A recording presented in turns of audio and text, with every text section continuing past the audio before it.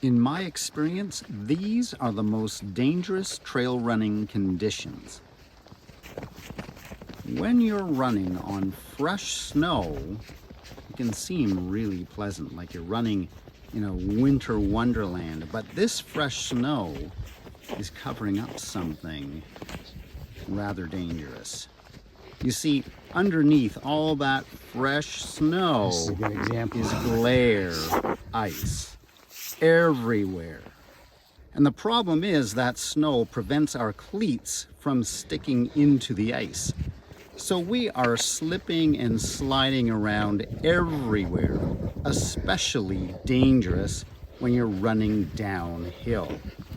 But hey, any day out in the wilderness, running with a good buddy is a good day.